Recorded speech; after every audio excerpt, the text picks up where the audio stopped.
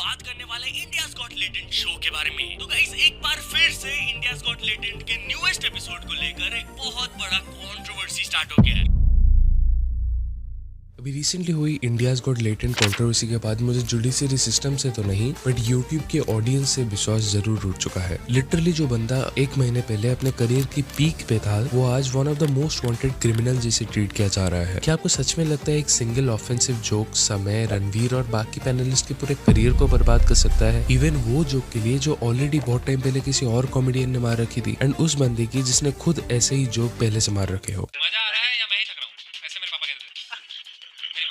अगर कोई मुझे पूछे I don't think it is possible until इसे जानबूझ के करवाया जा रहा हो बाय यूजिंग पब्लिक रिएक्शन, जिसको आसान भाषा में पीआर भी कहते हैं। यूजुअली शब्द को आप सेलिब्रिटीज के साथ यूज होता हुआ सुना होगा बट आज हम जानेंगे इस शब्द का असली अहमियत एंड एक्चुअल में पीआर कैसे काम करती है, उसमें कितने लोग इन्वॉल्व होते हैं एंड डिकोड करेंगे पीआर स्ट्रेटेजीज को।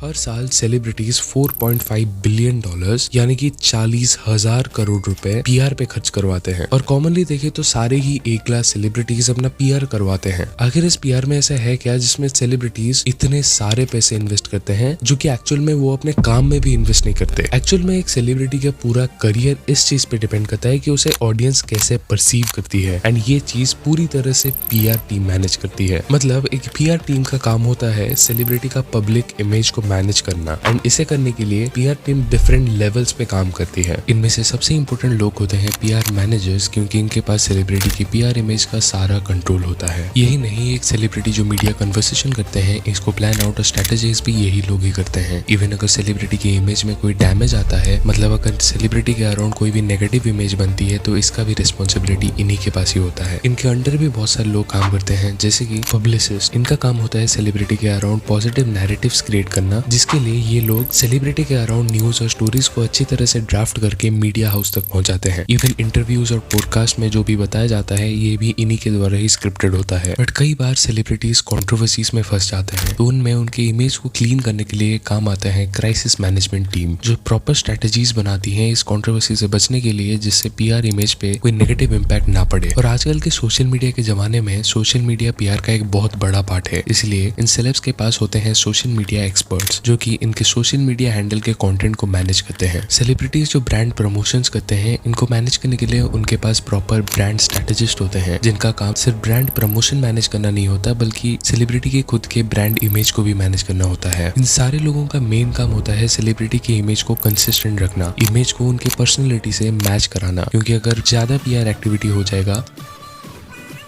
देन ऑब्वियसली ऑडियंस तो अकल के अंधे नहीं है तो उन्हें पता लग जाएगा, और अगर जितना करना चाहिए उतना भी नहीं होगा देन सेलिब्रिटी भीड़ में स्टैंड आउट नहीं कर पाएगा। ये तो हो गए पीआर टीम के मेंबर्स और उनके काम। बट एक्चुअल में एक पीआर इमेज बनाने के पीछे क्या प्रोसीजर होता है, चलिए ये जानते हैं। सेलिब्रिटी का पीआर इमेज क्रिएट करना उसका एक खुद का ब्रांड इमेज क्रिएट करना जैसा होता है, जिसके लिए पीआर टीम को एक प्रॉपर नैरेटिव सेट करना पड़ता है, जिसके लिए पीआर टीम को एक प्रॉपर स्टोरी बनानी होती है जिसमें सेलिब्रिटी एक यूनिक कैरेक्टर जैसे प्रेजेंट किया जाता है जो उसके पर्सनैलिटी से मैच करती हो। इसके बाद इस कैरेक्टर को प्रमोट करने के लिए सोशल मीडिया प्लेटफॉर्म्स पर कंटेंट क्रिएट करवाया जाता है। उसके बाद यहाँ से उनके ब्रांड प्रमोशंस के ऊपर भी ध्यान दिया जाता है ताकि ब्रांड्स उसकी पर्सनैलिटी से मैच करती हो। अगर इनके ऊपर ध्यान ना दिया जाए देन हाल कुछ अजय देवगन जैसे हो जाएगा।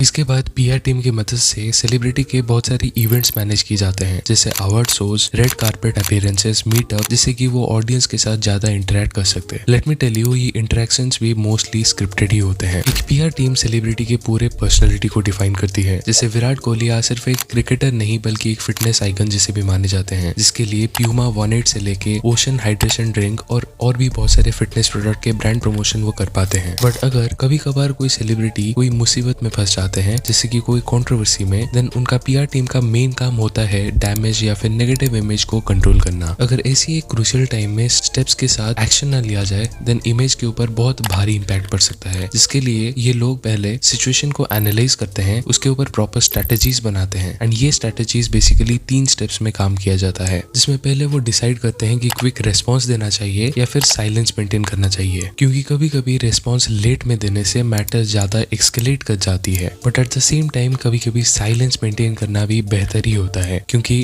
कुछ ना करके भी देखो Eat 5 star, do nothing. Next, एक पीआर टीम मीडिया के नैरेटिव को अपने हिसाब से सेट करती है एंड इसलिए उन्हें एक प्रॉपर स्टोरी ड्राफ्ट करके मीडिया के सामने पेश करना पड़ता है। एंड अगर इससे भी काम ना चले देन एक पीआर टीम मीडिया के अटेंशन को डाइवर्ट करते हैं कुछ अलग केसेस को लाइमलाइट पे लाके। जैसे अभी रिसेंट कंट्रोवर्सी के ऊपर ध्रुव राठी ने एलिगेशंस लगवाए थे गवर्नमेंट लोगों के अटेंशन मणिपुर पॉलिटिकल केसेस से चेंज करने के लिए इंडियाज गॉट लेटेंट कंट्रोवर्सी के ऊपर इतना अटेंशन दे रही है। एंड अगर लास्ट में इन सब चीजों को यूज करने के बाद भी कंट्रोवर्सी रुकती नहीं है या फिर बहुत ही ज्यादा कॉम्प्लिकेटेड कंट्रोवर्सी है देन पीआर टीम को एक वेल ड्राफ्टेड एपोलॉजी या फिर एक जस्टिफिकेशन देना पड़ता है सिचुएशन को मेंटेन करने के लिए। यूजुअली एक नॉर्मल पीआर टीम तो ऐसे ही काम करती है बट आजकल इसे नेगेटिव वेज में भी यूज किया जाता है। जैसे आपने पेड मीडिया कवरेज के बारे में तो जरूर पता होगा। जैसे आजकल कई सारे क्रिएटर्स स्क्रिप्टेड कंट्रोवर्सीज करके फेक न्यूज या फिर अफवाह फैलाते हैं बट ये चीज यहाँ नहीं रुकती क्योंकि लोग सोशल मीडिया पे पीआर एंगेजमेंट पाने के लिए पेड या फिर फेक पेजेस बनवाते हैं। उनमें फेक बॉट्स डाले जाते हैं जो कि उन पेजेस के ऊपर रिएक्शन देते हैं एंड इसी तरीके से सोशल मीडिया पे ऑडियंस को मैनिपुलेट किया जाता है। इवन कई लोग अपने कॉम्पिटिटर्स के नेगेटिव पीआर भी करवाते हैं जिससे उनके पास्ट मिस्टेक को बाहर लाके उनके कैरेक्टर को डिफेम करवाते हैं। एंड आई गेस यही सेम केस समय के साथ भी हो रहा है। एंड इन्हीं सब वेज को पीआर की भाषा में एस्ट्रोटर्फिंग बोला जाता है जिसका मतलब है एक पॉइंट को ऐसे पोर्ट्रे करना जिससे लगे कि वो ऑथेंटिक हो चाहे वो एक्चुअल में सच भी ना हो। एंड ये सारी चीजें रिजल्ट करती है एक टॉक्सिक और इमेच्योर फैन कल्चर में।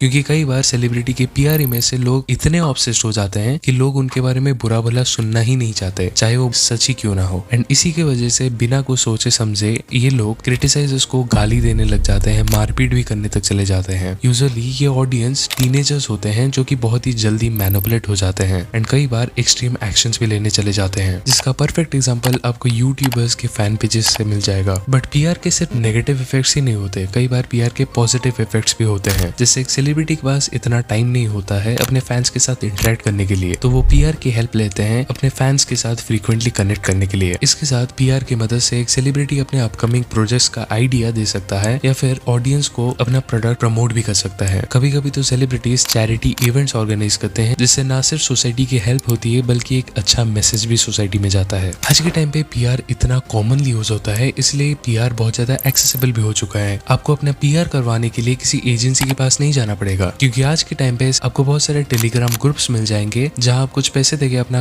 खुद का पीआर करवा सकते हो। इवन ये एजेंसी आज के टाइम पे इंस्टाग्राम रील्स और कैप्शंस पे भी आ चुके हैं। और मजे की बात तो ये है एक डेडिकेटेड क्विक पीआर ऐप अभी रिसेंटली लॉन्च हुआ है जिसे आप कुछ ही पैसे देके 10 मिनट के अंदर अपना खुद का पीआर करवा सकते हो। बट आपको अपने इमेज को अच्छा रखने के लिए हमेशा आपको पैसे खर्च करके पीआर टीम को रखना नहीं होता। आप खुद से कैसे अपने पीआर इमेज को मैनेज कर सकते हो चलिए जानते हैं। इसमें सबसे इम्पोर्टेंट बात है पब्लिक के साथ जेन्युइन और ऑनेस्ट रहना जिससे लोगों का एक ट्रस्ट बिल्ड होता है। दूसरा, अपने खुद के पर्सनालिटी और इमेज के अंदर फुल ट्रांसपेरेंसी रखना ताकि लोग आपको डोगला ना बोले क्योंकि अगर आप अपने पर्सनालिटी और इमेज को फेक करोगे तो हो सकता है ये शॉर्ट टर्म के लिए आपके काम आए बट ये आप ज्यादा देर तक नहीं कर पाओगे। एंड जिस दिन आपकी सच्चाई बाहर आएगी देन हो सकता है ये आपको पूरी तरह से बर्बाद कर दे जैसे अभी रणवीर अलाहाबादी के साथ हो रहा है। एंड हाँ, ट्राई करो कि आप कंट्रोवर्सीज के अंदर अपना खुद का पर्सनल ओपिनियन ना दो क्योंकि इससे हो सकता है आपको जल्दी से जल्दी अटेंशन तो मिल जाएगी बट के ऊपर भारी भी पड़ सकती है। इवन आप जो कुछ भी सोशल मीडिया के ऊपर शेयर कर रहे हो याद रखो ये हमेशा एक डिजिटल फुटप्रिंट जैसे रहेगी तो सोच समझ के शेयर करो। अल्टीमेटली अनफेयर पीआर टैक्टिक्स से सक्सेस तो जल्दी पा सकते हो बट ये सक्सेस बहुत ही अनसर्टन होती है। यू नेवर नो आप कब एक्सपोज हो जाओगे एंड इससे आपका करियर पूरी तरह से बर्बाद हो सकता है। एक एक्चुअल सेलिब्रिटी का लेगेसी उसके काम और ऑथेंटिसिटी पे डिपेंड करता है, किसी पीआर टैक्टिक्स पे नहीं। इतना सब कुछ सुनने के बाद आपका सोशल मीडिया के ऊपर से भरोसा तो जरूर से उठ चुका होगा बट इन सबसे बचने के लिए सबसे बेहतर तरीका तो ये है कि अपना खुद का ओपिनियन इतना स्ट्रॉन्ग बनाओ कि किसी और के ओपिनियन से आप डिस्ट्रैक्ट या फिर इन्फ्लुएंस ना हो जाओ। ये तो हो गई